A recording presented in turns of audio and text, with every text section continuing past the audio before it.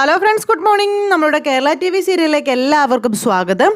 അപ്പോൾ അങ്ങനെ നമ്മുടെ ആദർശിനെ കൊല്ലുന്നതിനെ പറ്റി അമ്മയും മകനും കൂടെ നിന്ന് സംസാരിച്ചുകൊണ്ട് നിൽക്കുന്നു. ഇത് കഴിഞ്ഞതിന് ശേഷം പിന്നെ കാണിക്കുന്നത് മുത്തശ്ശനും മുത്തശ്ശിയും ഇങ്ങനെ അവിടെ ഇരിക്കുന്നു. അതുപോലെ ജലജയും ദേവയാനി അങ്ങോട്ടേക്ക് വന്നു. കുടുംബസമേതം ഒരു യാത്ര പോയിട്ട് കുറേ കാലമായിരുന്നു. ഇപ്പോൾ 2 കൊച്ചുമക്കളുടെയും കല്യാണം കഴിഞ്ഞതിന് ശേഷം ചില താളം തെറ്റലുകളൊക്കെ നമ്മുടെ ഫാമിലിയിൽ ഉണ്ടായല്ലോ.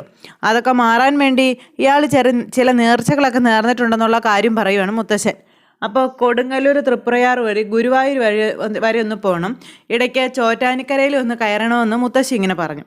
അപ്പോൾ ഇതിൽ നിങ്ങൾക്ക് എല്ലാവർക്കും സന്തോഷമേ ഉണ്ടാവുകയുള്ളൂ എന്ന് എനിക്കറിയാം. എന്നാൽ തിരക്കുള്ളത് ആദർശിനാണെന്നും അപ്പോൾ ദേവയാനിയോട് അവനോട് കാര്യം പറയണമെന്നും പറഞ്ഞു. നയനമോളെ കാണുന്നില്ലല്ലോ എന്നിങ്ങനെ ചോദിച്ചു നമ്മുടെ മുത്തശ്ശി. രാവിലെ മോൾ എഴുന്നേൽക്കുന്നതാണല്ലോ, എന്തു പറ്റിയെന്ന് ചോദിച്ചപ്പോൾ അവളുടെ കാര്യമൊന്നും എനിക്കറിയില്ല, ആദർശ് ചിലപ്പോൾ നടക്കാൻ പോയി കാണുമെന്ന് പറഞ്ഞു ദേവയാനി.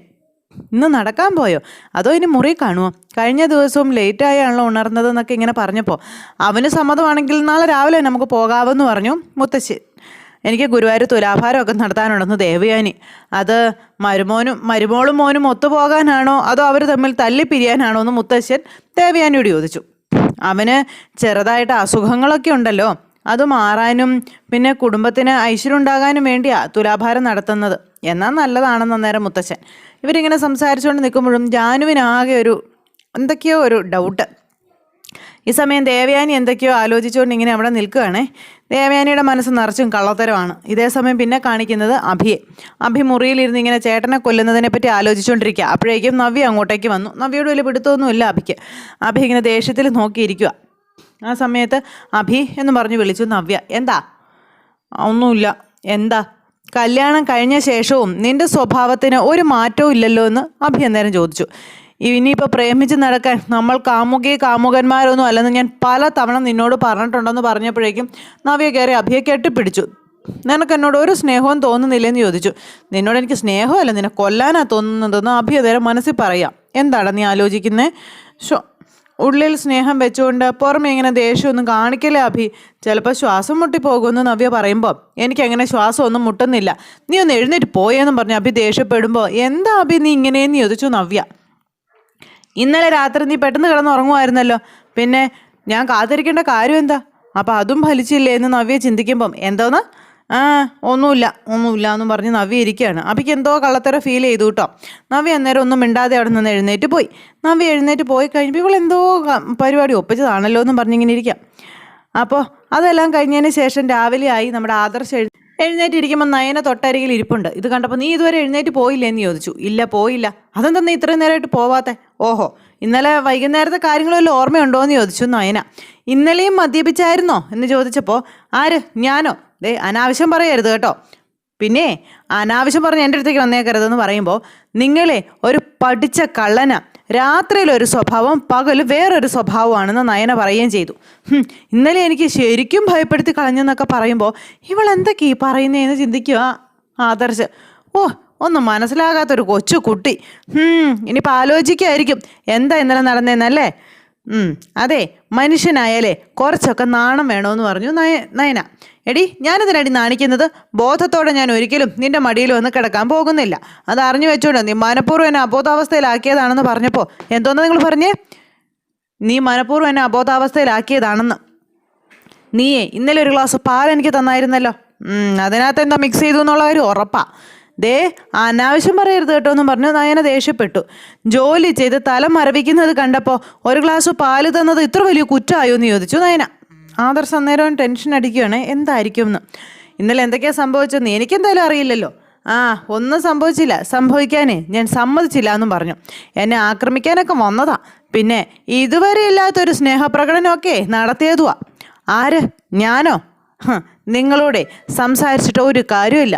ഒന്നെങ്കിൽ നിങ്ങൾ വെറുതെ പൊട്ടം കളിക്കുന്നതാ, അല്ലെങ്കിൽ ഉറങ്ങുന്നതിന് മുൻപ് നിങ്ങൾ വേണ്ടാത്ത എന്തൊക്കെയോ കളിക്കുന്നുണ്ടെന്നൊക്കെ പറഞ്ഞ് ഇങ്ങനെ ഇവർ സംസാരിച്ചുകൊണ്ടിരിക്കുമ്പോഴേക്കും ആരോ വന്ന് വാതിലിൽ മുട്ടി.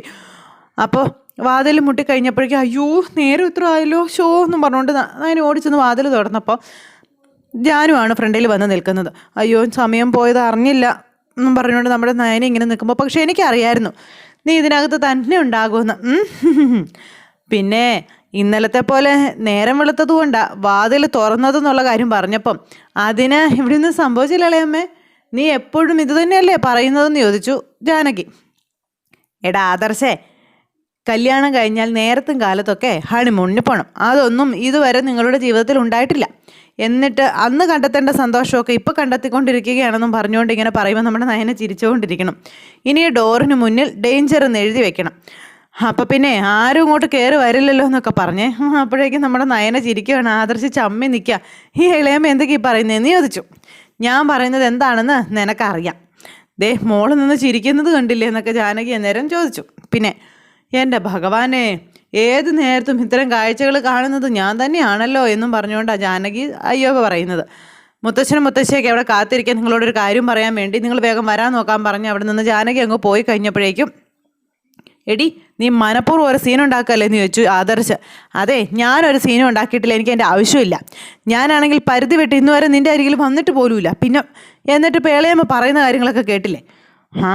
എന്ത് ചെയ്യാനാ, നിങ്ങളുടെ കയ്യിലിരിപ്പിൻ്റെ അല്ലേ എന്നും പറഞ്ഞുകൊണ്ട് ഇങ്ങനെ അവരവിടെ പറഞ്ഞുകൊണ്ട് നിൽക്കുന്നു. ഈ സമയത്ത് നവ്യ അഭിയും കൊണ്ട് ദേ കയ്യെ തൂങ്ങി ഇറങ്ങി വരുന്നു. എന്താ മുത്തച്ഛാന്ന് ചോദിച്ചപ്പം ആദർശും നയനയും കൂടെ വരട്ടെ എന്നും പറഞ്ഞ് അങ്ങനെ ഇരിക്കണു. അന്നേരമാണ് അവർ ഇറങ്ങി വരുന്നത്. ഇവിടെ ഉണ്ടായിരുന്നോ എന്ന് ചോദിച്ചു മുത്തശ്ശൻ. നീ നടക്കാൻ പോയെന്നൊക്കെ പറഞ്ഞതോ?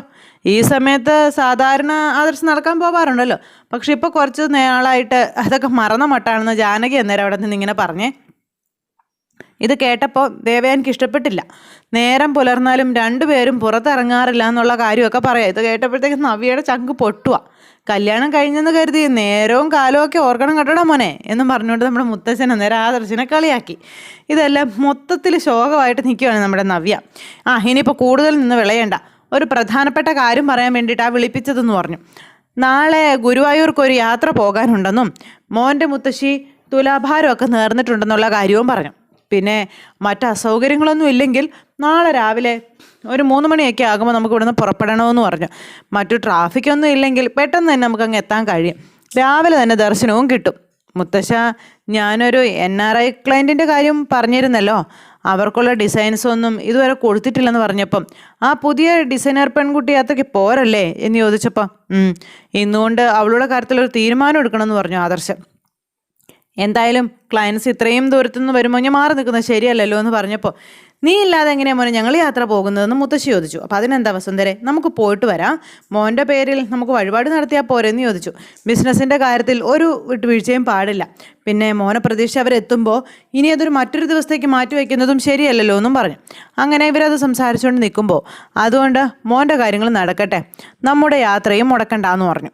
അങ്ങനെ ഇരിക്കുമ്പം ചേട്ടൻ വരുമോ എന്തോ എന്നും ചോദിച്ചുകൊണ്ട് ഇങ്ങനെ ദേവയാനി പറഞ്ഞു. അച്ഛന് പ്രശ്നമൊന്നുമില്ല, ഓഫീസിലെ കാര്യങ്ങളൊക്കെ ഞാൻ നോക്കിക്കോളാമെന്ന് പറഞ്ഞു ആദർശ്. പിന്നെ വേണമെങ്കിൽ ഞാൻ കൂടി ഏട്ടനൊപ്പം പോകാമെന്ന് അഭി പറഞ്ഞപ്പോൾ, എന്തിനാ, ഉള്ള ഓർഡറും കൂടി ഇല്ലാണ്ടാക്കാനാണോ എന്ന് ചോദിച്ചു. അപ്പോൾ ഒന്നും മിണ്ടാനില്ല അമ്മയ്ക്കും മോനും. നീ ഉറപ്പായും ഞങ്ങൾക്കൊപ്പം ഉണ്ടാകണമെന്ന് തറപ്പിച്ചു പറഞ്ഞു. ഇതുവരെ തരക്കേടില്ലാത്ത തെറ്റുകൾ ചെയ്തു കൂട്ടിയ കൂട്ടത്തിലുള്ള ആളാണ് നീ. സമസ്ത അപരാധങ്ങളും പൊറുക്കാൻ ദൈവത്തിനോട് പറയണമെന്നും ഇനിയെങ്കിലും നേരെ ചുവ മുന്നോട്ട് പോകാൻ നോക്കണമെന്നും പറഞ്ഞു. അങ്ങനെ ഇവരിത് അങ്ങനെ സംസാരിച്ചുകൊണ്ടിരിക്കുന്ന സമയത്ത് നയനയും ചെല്ലുന്നില്ലെന്നുള്ള കാര്യം പറഞ്ഞു. അയ്യോ മോള് വരുന്നില്ലേ, മോളെന്താ വരാത്തതെന്ന് ചോദിച്ചപ്പോൾ ആദർശേട്ടനില്ലാത്തതുകൊണ്ട് താൻ വരുന്നില്ലെന്നും പറഞ്ഞുകൊണ്ട് ഇങ്ങനെ നിൽക്കുക.